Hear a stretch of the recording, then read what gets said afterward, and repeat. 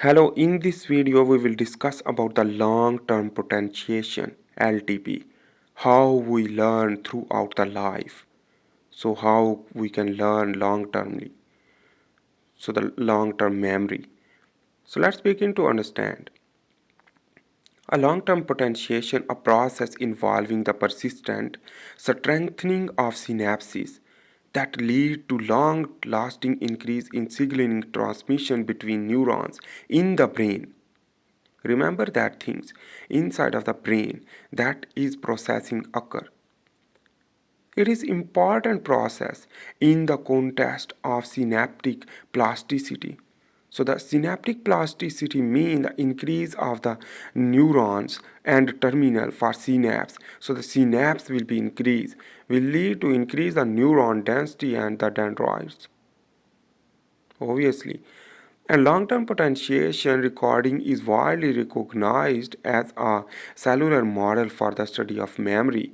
Let's begin to understand. For example, mistakes and realize of mistake and the preparation for exam, memorizing activity, getting lectures, understanding movement of the body during the early stage of life, which that will again and again will lead to long-term potentiation will occur. For example, the we can running after the late in our early age. So this is the parahippocampal cortex and this is the hippocampus. Let's begin to understand the major mechanism of hippocampus. Anterorhinal cortex are present. This is the shape of the hippocampus is look like a seahorse.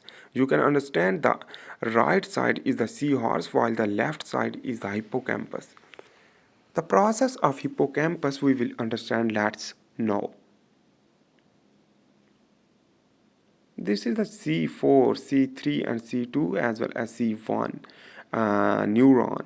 This neuron is basically is known as the Schaffer collateral nucleus, and this is the femoral upside, and the dentate gyrus is the primary input stimulator which from the cerebral cortex.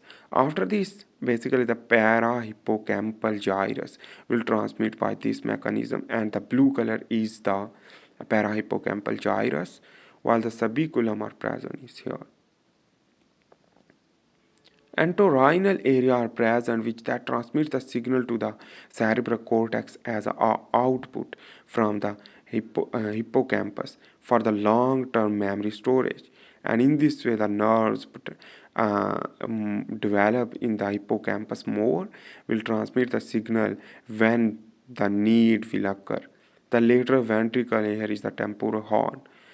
So let's begin to understand the function. Basically, the hippocampus will lead to long-term memory storage for the triggering of the cerebral cortex. For example, we can run and we can learn throughout the life, and the cerebral cortex will get the response after the transmit of the signal through hippocampus. So this is the presynaptic neuron. This is the collateral Schaffer collateral nucleus is the 3 is basically triggered via a calcium move inside. So the glutamate vesicle V glut 1, 2 and 3 will be exocytose will bind with the AMPA and NAMDA channel. So named because after the agonist used to trigger this neuron.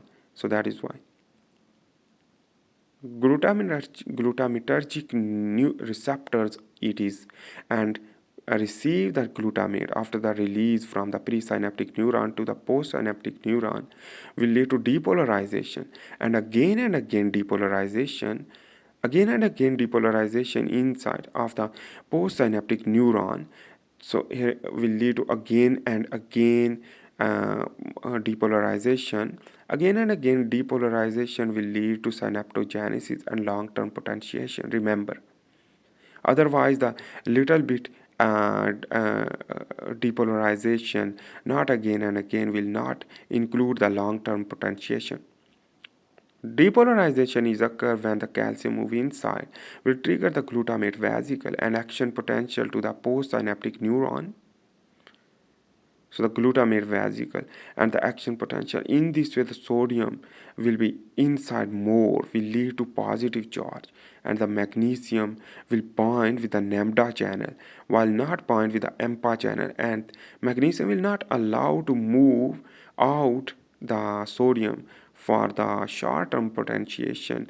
If the again in this way, the again sodium will move out if the short-term potentiation. So if the short-term potentiation will not occur, so the again it will be not depolarized inside long-termly. So the action potential is here and threshold and resting again. The action potential again and again will lead to long-term potentiation. In this way, here is the you can understand again. I am drawing to understand. Lambda channel basically contain magnesium receptor, magnesium binding site. In this way, whenever the more depolarization will occur in the presynaptic neuron, the signal will increase more and more, will lead to magnesium outflux. Due to the depolarization and the sodium increase will lead to electrostatic repulsion. Excitatory postsynaptic potential build up and EMPA closed, and the EPS generate, EPS build. Low frequency action potential will not involve for this. So low frequency action potential, but the long term again and again will lead to sodium inside will repel the magnesium. In this way, after the repelling of the magnesium, due to the sodium inside more will increase the more depolarization due to the increase of the sodium, and calcium move inside. So the calcium move inside only from the lambda channel, but the AMPA channel is allowed to more sodium inside. Electrostatic repulsion to magnesium release outer and more sodium and calcium move inside, and AMPA only sodium allow, while the lambda is allowed to calcium also move inside. When the calcium move inside will increase more depolarization, more positive charge inside intracellular, while the extracellular is negative. So the long duration continue depolarization will lead to action potential, will lead to build up the long-term potentiation, LTP. Let's begin to understand the mechanism. This is the presynaptic neuron and postsynaptic neuron. Presynaptic neuron will exocytose the glutamate. This glutamate will be bound with the glutamate receptor AMPA and lambda. So the same mechanism is here, and the early stage of the inside of the calcium move from the lambda will lead to increase in the early time, but it can be reversed if the not more depolarization will occur from the presynaptic neuron to the postsynaptic neuron of the Schaffer collateral nucleus CA3 and CA1 involved, which that lead to trigger. If you want to watch the hippocampus video, you can understand more easily. When increase the calcium will lead to increase, and in this way the number one calcium binding protein called modulin will activate, will bind with the calcium, and after this the conformational change will occur. In this way the express target binding. So the number two is calcium binding protein activate to bind with the calcium with calmodulin. After this, basically here you can see the calmodulin kinase 2 autophosphorylase. Calmodulin kinase 2 protein will be activated, and the calcium dependent protein kinase protein, and such that other protein also involved to activate, but in this time we are understanding just for this. So the long-term activation of the calmodulin kinase 2 protein will lead to phosphorylase the AMPA channel. After the phosphorylation of the AMPA channel will lead to more sodium influx, will lead to hyperactive, and in this way the hyperactive will lead to more potentiation, will lead to long-term potentiation After this protein kinase C, calcium dependent protein kinase will pick the NAMDA and AMPA channel containing vesicles, will lead to bind with the membrane of the neuron, membrane of the postsynaptic neuron, will lead to more sodium and calcium influx. NAMDA allowed sodium and calcium more, while the AMPA is only sodium. After this increase, the receptor density will increase and enhance the LTP, long-term potentiation. After this long-term potentiation, the further on, the requirement of the dendrites more for the neuron and the density of the synapse will be increased, required more neurogenesis. In this way, the calcium dependent calmodulin will bind with the calcium, will lead to modulatory input dopamine, which that will trigger the protein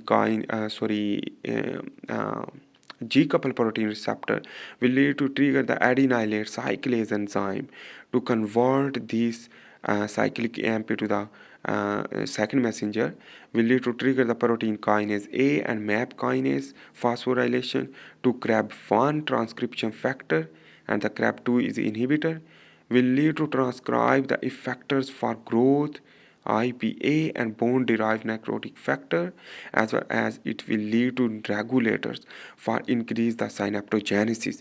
In this way, the increase of the synapse will lead to density of the dendrites will be increase of the neuron for the long-term potentiation. This is the simple mechanism of the long-term potentiation. I hope you make sense about that. This is the long-term potentiation LTP. If you like this video, please make sure to subscribe, like and share, and also give the comment below for understanding better. And I hope you get this concept about the long-term potentiation. Thanks for watching. Please make sure to subscribe, like and share. Bye.